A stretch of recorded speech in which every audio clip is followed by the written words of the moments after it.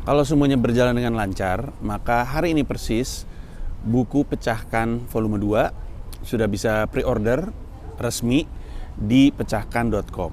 Setelah buku Pecahkan hadir dan membantu banyak orang untuk bisa nulis joke pertamanya, kemudian bisa sampai ke job pertamanya, hadir buku edisi kedua yaitu Pecahkan volume 2 yang akan membantu lu dari job pertama ke stand up special pertama. Jadi ngebantu lu dari kerja di dunia stand up sampai ke berkarya di dunia stand up.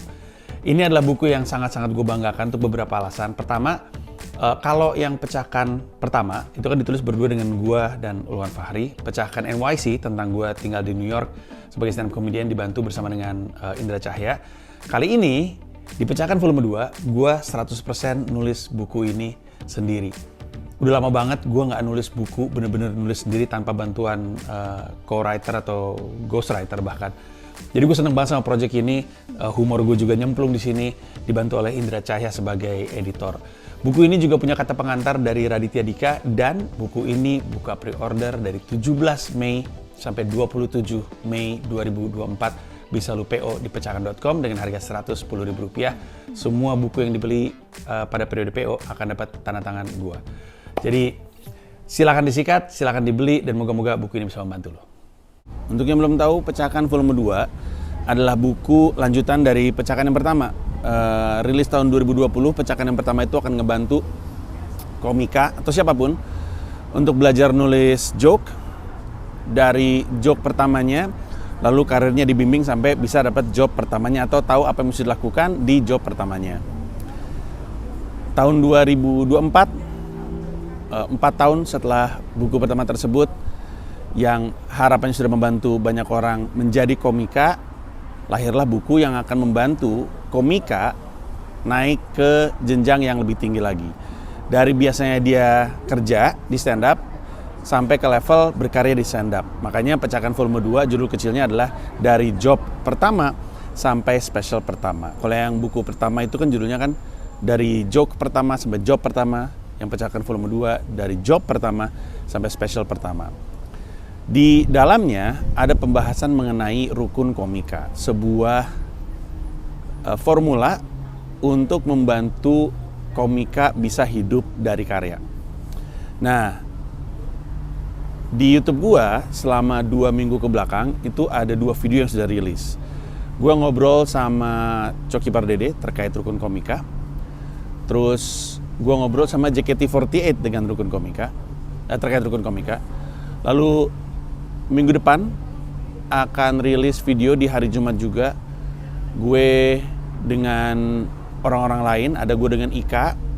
Itu adalah orang yang pernah jadi manajernya Glenn Fredly almarhum, juga ngomongin soal rukun komika. Terus sama Marian Romantir, dia adalah fans Taylor Swift garis keras, juga ngomongin rukun komika. Dan Yura Yunita juga ngomongin rukun komika.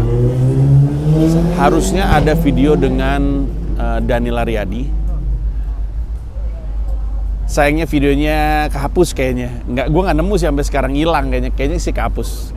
Salah gue, tapi ya nggak perlu dibikin lagi karena yang penting obrolannya. Kenapa dengan dan juga menambahkan video gue ngobrol sama Abdur juga terkait rukun komika. Dia lagi promo untuk show-nya dia, tapi abis itu gue ngomongin soal rukun komika bersama dengan dia. Nah, kenapa gue ngomongin rukun komika sama orang-orang yang bukan stand up?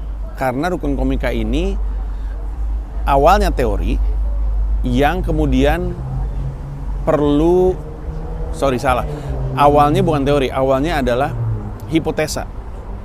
Hipotesa yang mesti dibenarkan lewat eksperimen, lewat riset.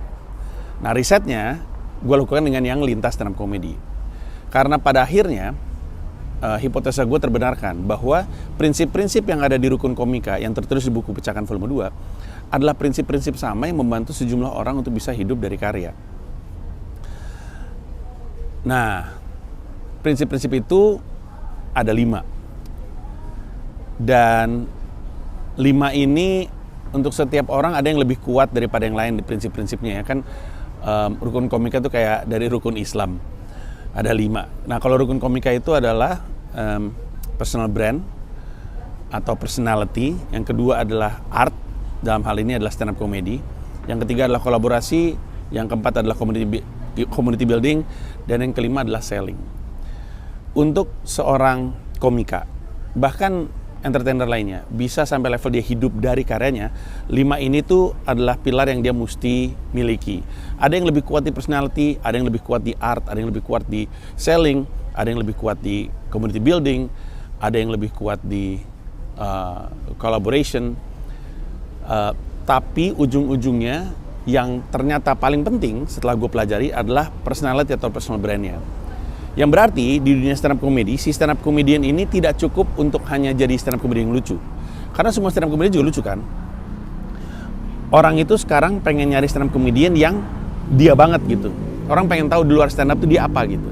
Memang di stand up dia ngomongin hal-hal yang berkaitan dengan kepribadiannya. Tapi kan dia lagi berkesenian. Orangnya sendiri seperti apa yang disukai sama orang ini, apa yang tidak disukai, apa keresahannya, apa aktivismenya. Kalau nggak ada aktivismenya, apa hobinya, apakah hobinya sama gue, apakah seleranya sama gue, dan seterusnya. Bagian yang paling penting adalah si stand up comedian ini harus, kalau mau hidup dari stand up, harus ngasih tahu orang dirinya seperti apa. Dan ini bukan misalnya harus bikin konten vlog. Tiap orang nunjukin kepribadiannya beda-beda caranya. Seperti yang bisa dibaca di buku Pecahkan volume 2 atau bisa dilihat dari wawancara tersebut. Cari cara untuk membuat orang jadi tahu lu tuh seperti apa sebagai seorang pribadi. Karena pada akhirnya ada yang di antara semua stand up comedian, ada yang pengen nonton Abdur, pengen nonton Awe, ada yang pengen nonton Erwin, ada yang pengen nonton Panji, ada yang pengen nonton David. Alasan kenapa mereka nonton yang ini dan bukan yang itu adalah karena merasa ketemu kecocokan. Ada yang senangnya nonton Raisa, ada yang senangnya nonton Yura, ada yang senangnya nonton Isyana, ada yang senangnya nonton Danila. Beda-beda gitu. Memang ada orang bilang, nonton musik yuk, apaan tuh? Ya nonton live music aja gitu. Misalnya ya, ketika ke sebuah bar gitu. Tapi ada juga yang bilang, nonton Yura yuk, nonton Isyana yuk gitu. Nah, di stand up juga seperti itu. Kalau ke comedy club, ya sekedar pengen nonton stand up, yuk ketawa yuk, nonton stand up aja lah gitu, siapa gitu. Tapi kadang juga nonton Panji yuk, nonton Abdur yuk gitu, nonton Adri yuk gitu, yang kayak gitu-gitu. Nah, alasan kenapa dia milih satu dengan yang lain adalah karena orangnya, bukan karena artnya saja. Yang kedua tentu stand up comedy. Si stand up comedy ini untuk bisa hidup dari stand up ya harus terus stand up, karena nanti karyanya yang dikonsumsi sama masyarakat. Ketika dia bisa numbuhin karirnya sampai level di mana karirnya itu bisa menghibur banyak orang dengan kualitas yang makin baik, maka makin besar kemungkinan dia bisa hidup dari stand up. Untuk seorang komika bisa hidup dari karya, berarti dia mesti punya karya yang bagus untuk membuat orang mau bayar, dan mesti bisa membangun karir dengan cukup lama sehingga banyak yang menyukai karyanya. Semakin banyak yang suka, semakin besar kemungkinan dia bisa hidup dari karyanya. Kurang lebihnya seperti itu. Habis itu ada kolaborasi. Intinya nggak cuman main sama lingkar stand up aja, tapi keluar dari situ, muncul ke kanal YouTube orang, ngisi atau jadi bintang tamu di podcast orang, main film, jadi penyiar radio. Hal-hal seperti ini itu dibutuhkan supaya orang tahu keberadaan kita sebagai stand up comedian. Karena kalau misalnya kita cuma main di sosmed doang, ya cuma orang yang tahu sosmed kita aja, nggak nambah gitu. Kalau mau nambah, ya mesti keluar. Dunia nggak tahu lu ada, gimana mau nonton lu stand up, orang tahu lu aja nggak gitu kan. Terus community building adalah membangun fan base intinya. Tapi kan seperti yang lu tahu, gue nggak suka pakai istilah fans. Jadi gue pakai istilah penikmat karya. Tapi ya itu, ngebangun fanbase-nya, ngerawat fanbase-nya dengan banyak cara. Untuk orang-orang introvert juga ada cara-cara untuk ngebangun fanbase, beda-beda caranya. Dan terakhir adalah selling, belajar sedini mungkin untuk berjualan. Si komika ini mesti belajar untuk jualan. Karena tentu dia punya manajer atau mungkin tergabung di manajemen. Tapi kalau dia nggak punya kemampuannya, dia nggak tahu konsumennya seperti apa, nanti dia nggak tahu ketika diarah-arahin sama orang lain, sama promotor, sama manajemen atau sama manajernya, harusnya yang lebih kenal fanbase-nya, termasuk berapa rupiah yang pas untuk masuk ke fanbase-nya, termasuk mereka suka cara komunikasi seperti apa. Harusnya si komediannya, si komikanya, bukan manajernya. Aneh kan? Masa orang lain lebih kenal fans lu daripada lu sendiri? Nah, di video ini gue mau jelasin bahwa gue juga melakukan rukun komika untuk ngebangun karir gue di Amerika. Saat ini by the way gue lagi di Atlanta untuk Red Clay Comedy Festival, dan gue pikir mumpung gue lagi di luar, gue cari tempat nongkrong untuk bikin video ini aja.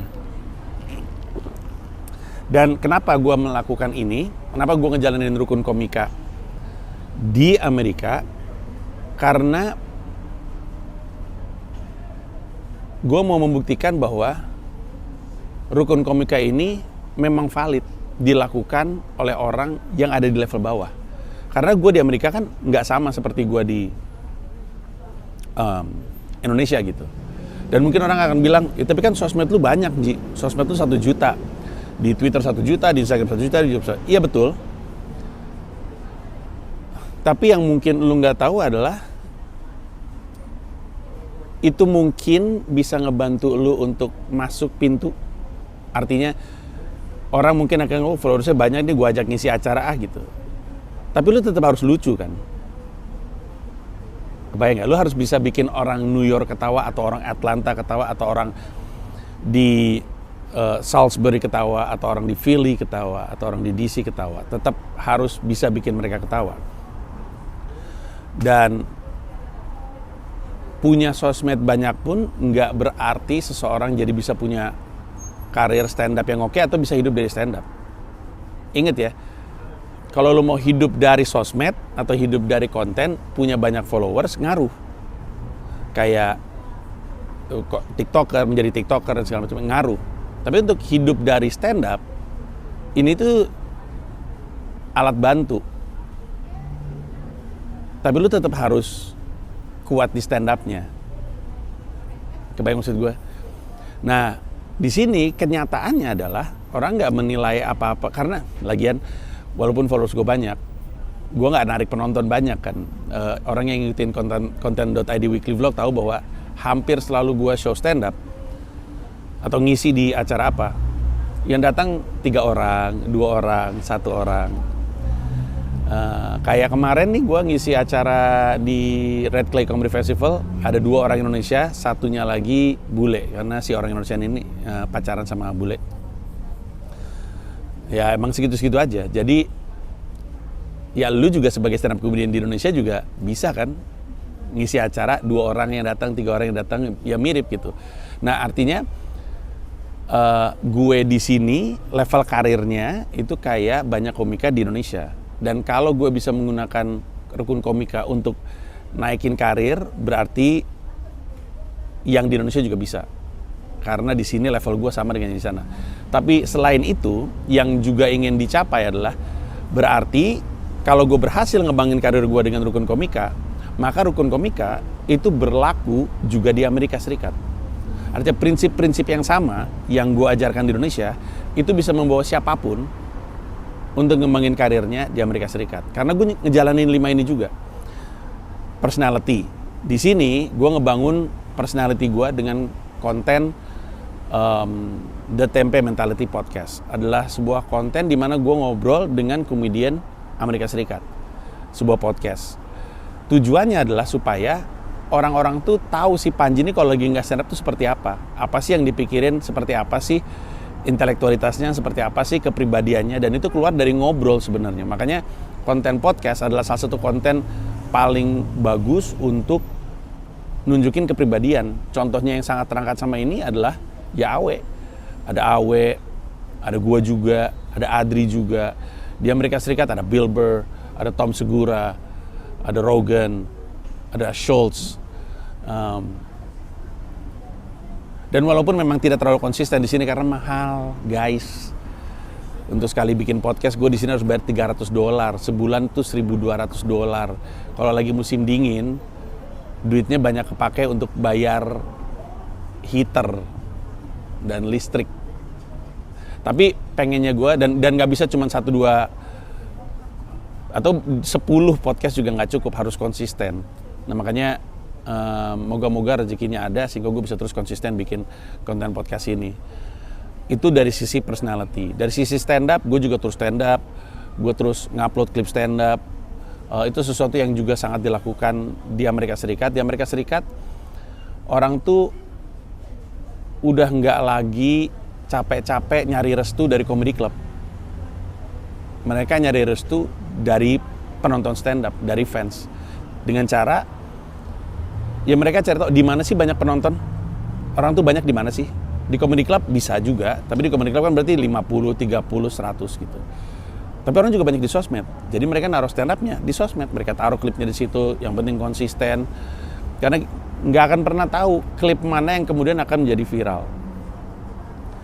Dan gue coba untuk serajin-rajinnya. Prinsip gue mah sebanyak-banyaknya open mic, supaya sesering-sering mungkin open mic, supaya gue sesering-sering mungkin dilihat orang, supaya sesering-sering mungkin diajak ngisi acara stand up oleh orang, sehingga sesering-seringnya gue bisa punya rekaman stand up, sehingga sesering-seringnya gue bisa upload klip stand up, supaya sesering-seringnya orang bisa ngelihat gue lagi stand up di sosmed. Dan walaupun gue baru 2 tahun lebih dan walaupun klipnya memang gak terlalu banyak, tapi udah mulai berdampak.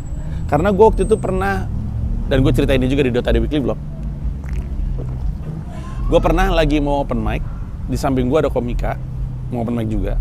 Terus gue memperkenalkan diri gue, bilang, oh enggak, gue lihat kok klip lu di Instagram, lucu material, dia bilang kayak gitu. Oke, thank you gitu. Gue pernah lagi open mic, lagi nonton, belum naik open mic, yang di atas open mic lagi stand up, tiba-tiba ngeliat gue, lu bukannya yang komika dari Indonesia itu ya, katanya gitu. Gue ngeliat lu di Instagram.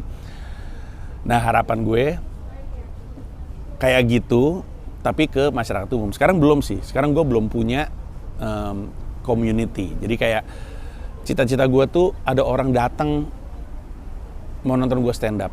Entah karena dia nonton gue stand up sebelumnya, kemudian dia nonton lagi, returning customer, satu aja. Atau orang ngeliat klip gue, orang Amerika, kemudian datang untuk nonton gue stand up. Ada yang follow gue gara-gara klip stand up gue, kemudian jadi datang. Dan ini belum terjadi, ini masih harus gue lakuin. Emang harus konsisten, memang harus panjang. Makanya kan level karirnya berbeda. Gue di Indonesia dari bawah, gue di New York dari bawah, dan butuh waktu untuk sampai ke level dimana udah mulai kelihatan gitu di atas permukaan. Nanti ketika udah mulai ada, walaupun sedikit, gue harus melakukan aktivitas community building. Dan di buku itu juga dijelasin community building itu, orang juga bilang kan, ngapain bikin community building, ngapain ngurusin fanbase saya baru 8 mas gitu, baru 8 orang yang nonton saya stand up. Yang 8 itu nggak akan jadi 80 kalau lo rawat. Yang 80 nggak akan jadi 800 kalau nggak lo rawat. Yang 800 nggak akan jadi 8000 kalau nggak lo rawat. Emang harus dirawat. Nah caranya juga ada banyak, di buku itu dibahas. Kolaborasi juga sesuatu yang selalu ingin gue lakukan, bukan cuma dengan ngisi acara stand up teman-teman gue di New York atau di Amerika Serikat. Kayak contohnya ini Red Clay Comedy Festival kan, yang ngajak gue kan Mike Albanese, si produser gue, produser podcast gue. Tapi dengan ngisi podcast orang. Waktu itu gue ngisi podcastnya Wyatt, ngisi podcastnya Kevin dan Josh, ngisi podcastnya Kevin dan Dylan dan DC. Terus saja kolaborasi, karena dengan mampir ke konten dan platform orang lain, gue jadi terpapar sama orang-orang yang follow orang lain tersebut. Karena memang itu dibutuhkan. Orang Amerika atau orang di New York nggak akan tahu gue ada kalau gue nggak bilang sama dunia kalau gue ada. Jadi kemarin juga gue ngisi OP Radio, karena ya kolaborasi itu krusial. Memang harus lebih sering gue lakukan. Dan kalau urusan selling, ini belum gue lakukan karena gue belum punya show, tapi rencananya gue mau bikin show reguler. Dan kalau gue punya show reguler, tapi sebenarnya selling ya, di Amerika Serikat itu, gue tarik mundur deh. Di buku itu, kenapa alasan kita butuh selling? Karena komikanya mesti belajar jualan, dan fanbase-nya mesti diedukasi, dibiasakan sejak awal untuk beli. Karena kalau enggak kan nggak bisa hidup dari karya. Kalau mau hidup dari karya kan harus ada pertukaran. Gue ngasih sesuatu, lo ngasih gue uang, gitu kurang lebihnya. Uangnya gue jadiin hidup. Uangnya karena ditukar sama karya gitu. Kalau di Indonesia, kebiasaan itu masih harus dibangun kepada fanbase-nya. Kalau di New York itu nggak perlu. Jadi aspek selling di New York itu bukan untuk ngebangun fanbase, tapi lebih kepada untuk si komikannya belajar. Nah, walaupun gue bisa jualan dan mungkin di Indonesia jago jualan, tapi kan di Amerika beda nih, beda pasar, beda gaya berjualan, dan itu yang masih harus gue pelajarin. Gue mesti tahu berapa harga yang oke untuk jualan tiket dan segala macamnya. Kalau jualan merch berapa, kayak gitu-gitu. Nah, jadi prinsip-prinsip rukun komika gue akan gue jalanin di Amerika Serikat dengan tujuan membuktikan bahwa emang dari level bawah lu bisa pakai itu ke atas, dan membuktikan bahwa rukun komika adalah sebuah formula yang juga berlaku di Amerika Serikat.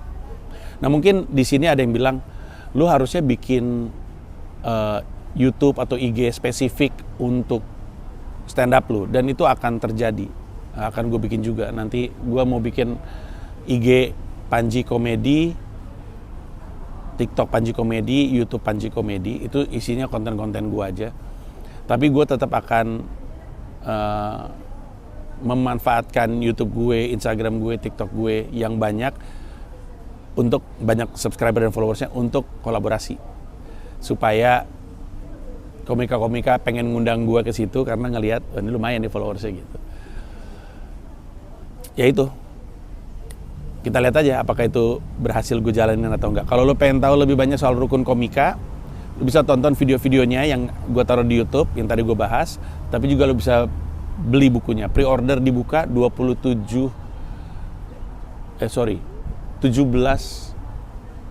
Mei sampai 27 Mei kalau gue nggak salah. Gue lupa. Ada posternya sih, lo lihat aja di sini. Harganya yang pasti Rp110.000. Semua buku yang dibeli di periode PO dapat edisi bertanda tangan. Dan ada bonus-bonusnya juga. Silakan dibeli di pecahkan.com. Itu aja dari gue, silakan disikat bukunya. Gue sangat bangga dengan buku ini. Karena gue juga bangga dengan Pecahkan yang pertama. Di antara semua buku gue hitung-hitung kayaknya lebih buku gue 10. Yang paling gue banggakan adalah buku Pecahkan. Yang kemarin buku Pecahkan sangat gue banggakan. Pecahkan volume 2 juga gue banggakan karena, bukan cuma karena buku itu gue harapkan bisa ngebantu komika naik level, tapi karena buku ini ditulis oleh gue sendiri. Terakhir kali gue nulis buku sendiri itu kayaknya menemukan Indonesia. Nasionalisme gue nulis sendiri, Berani Mengubah nulis sendiri, Merdeka dalam Bercanda nulis sendiri, Indiepreneur nulis sendiri, Menemukan Indonesia nulis sendiri, Juru Bicara adalah buku judulnya Juru Bicara ada. Itu kumpulan tulisan di vlog, Septic Tank dengan co-writer, Persisten dengan co-writer, Pecahkan dengan co-writer, Pecahkan NYC dengan co-writer, Pecahkan dengan Ulwan Fahri, Pecahkan NYC dengan Indra Cahaya, Pecahkan volume 2.